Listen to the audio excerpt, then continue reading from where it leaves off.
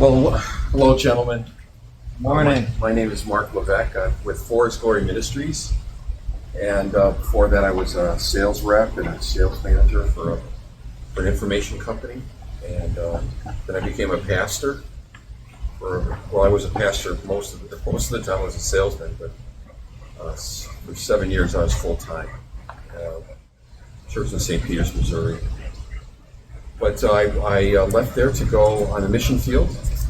Initially, I was looking for a way to fulfill the Great Commission, because I realized that Jesus said, "Go make disciples of all nations," and I wasn't making hardly any disciples. I was discipling people in my church. But I realized that Jesus wasn't just, making a suggestion. He was saying, "Go make disciples." But I knew that if I could send someone, I got the same credit as the person who I sent, which I really liked that model. Just send someone else, And I was invited to this meeting that Bot Radio was putting on for Forest Glory Ministries. I met Rob Welch, the founder of the ministry, so we ended up having coffee together, and we saw that I could send him and his team, because he told me that they were at $5 a soul. So if you invest $5 in this ministry, all that was invested into that ministry, if you divided what was invested by the number of people who came to Christ, it was about $5 per salvation. And I knew in the United States, we were about $200,000 per baptism in the church here. And so that was a pretty good deal, I thought. And they were going to Africa, so I could send these guys to Africa. They would make disciples on my behalf, and I checked the box. So I started doing that in 2012, and in 2013 I actually went on the board of the ministry. And then in 2015 they invited me to go to Africa with them. I said no, because I was working on 3 business deals in the St. Louis area with 3 of the biggest companies in St. Louis. And so I said no. And then within 60 days, all 3 of my projects ended, because 2 of the major companies were bought by one by Bayer, one by Merck, and then another one was downsizing from 26 billion to 16 billion. So all this dried up. All the projects we had dried up. So I told Rob Welch, the founder of Forest Glory, I said, "Hey, I'll go away and pray about what I should do." I already knew, but I didn't really want to go to Africa. So I went away for the weekend. Within the first hour, God spoke to my heart and said, "Go to Rwanda and you'll know." And so I told Rob, "I'll go to Rwanda with you." And so October 2015, I was on a plane headed for Rwanda.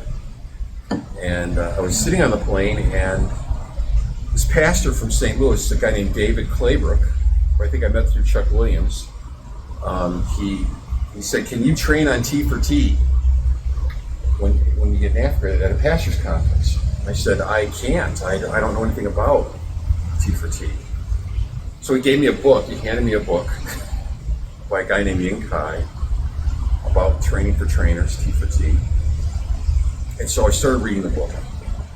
And I realized I'd been an assistant pastor for 20 years. I'd been a full-time pastor for 7, and I had been pastoring wrong. 27 years I'd been doing it wrong. And that's disappointing when you find out you've invested so much time and you've been doing it wrong. Because when I started reading Yin Kai's book, I realized that he was doing it wrong. The Holy Spirit showed him how to do it right by reading the Great Commission, Matthew 28. And after Yin Kai changed the way that he did the ministry, 3 years before he planted 5 churches in China, communist China. After he changed the way he did it, in just 2 years, he planted 3,535 churches. In the 3rd year, he planted 6,000 churches. And over a 9-year period, he planted 158,000 churches in communist China. And now China has more Christians than any other country in the world. And now T4T, Training for Trainers, has spread over every major continent in the world. And so what I found was that for his glory was taking T4T into Africa. And so on the plane I realized, wow, if I change the way I do it, I might see some different results, you know. And a couple of things I realized from reading what Yin Kai found was, the first thing was, the Great Commission says, "Go you therefore and make disciples." And Jesus said, "Go." I said, "Come. Come to my Christmas program. Come to my small group. Come to my Easter program. Come to my picnic." I said, "Come." Jesus said, "Go." I said, "Come." I was doing it the opposite of what Jesus said to do. And then we were making converts when we were able to. Jesus said, "Make disciples," but not just make disciples, but teach those disciples how to make disciples, and how to teach them how to make disciples. So just those three things: go, make disciples, and help them how to make disciples. And just do those three things, and it multiplies your ministry dramatically. And so it was a real change for me, but it really got cemented when I got on the ground in Rwanda, because I knew that David Claybrook, Pastor Claybrook, had trained 165 pastors in a city in Rwanda how to make disciples, disciple making. So when I got on the ground, I asked the team there, "You had 165 people trained less than 2 months ago. How's it going?" They said, "Well, we now have 2,500 disciple makers." I was like, in 7 weeks, you went from 165 to 2,500? Wow, you know, T4T was something. But in a very short time, just a couple months, they had 8,000 disciple makers, and then they had 20,000 disciple makers in that city.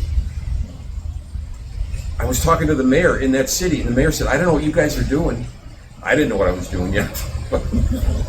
But he said, "The jail is empty. People are going back to work and getting out of the bars. The bars are closing.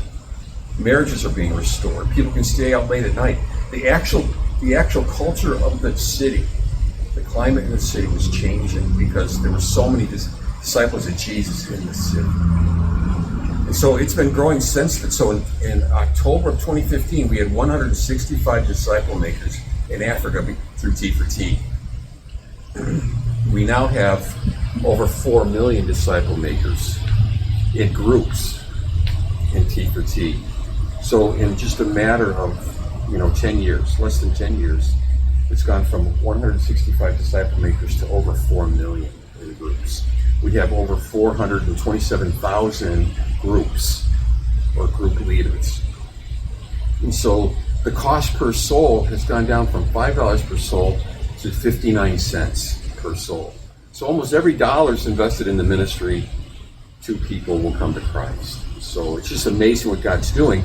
But we project that in 2025, we'll have 4 more million people in groups.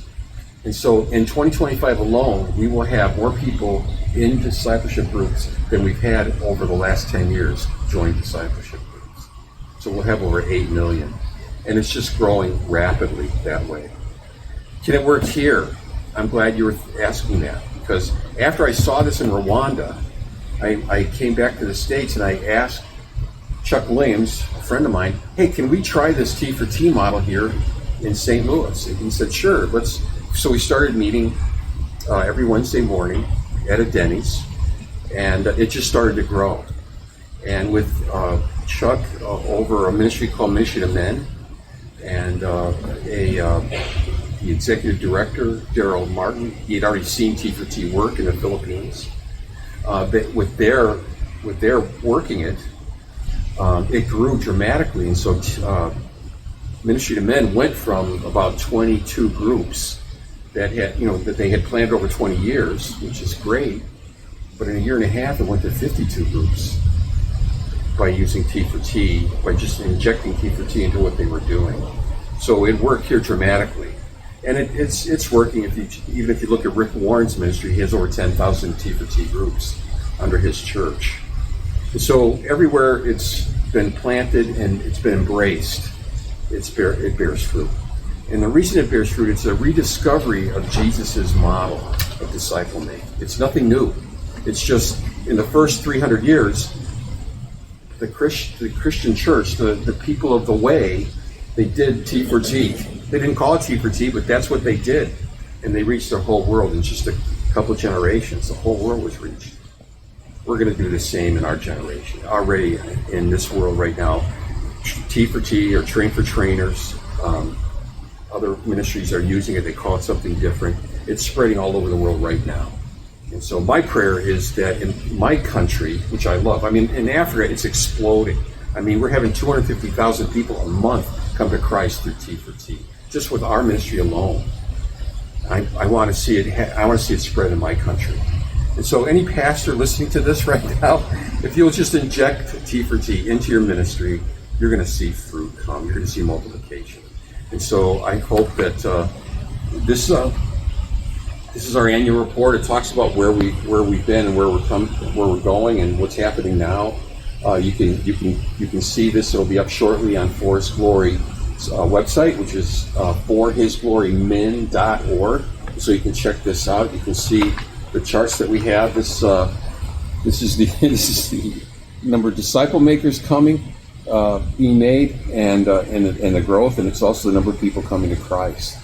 And so you can see what God's doing through this ministry, with this model. It's not about us. It's about the model that Jesus had told us to do. He said, "All authority in heaven and earth is given to me. Go you therefore." When we go, his authority goes with us. And he said, "Go and make disciples of all nations, teaching them to observe everything I commanded you." So teach others how to make disciples. And so that's the Train for Trainers T4T model. And it's working all over the world. It's even working in the United States. And as more and more pastors and ministers embrace it, we're going to see not a revival here. We're going to see a great awakening here. Because a revival changes churches and people, but a great awakening changes nations. And we're on the cusp of seeing the United States transformed for Christ. So thank you for this time. I hope you enjoyed this little history of Train for Trainers and For His Glory Ministries.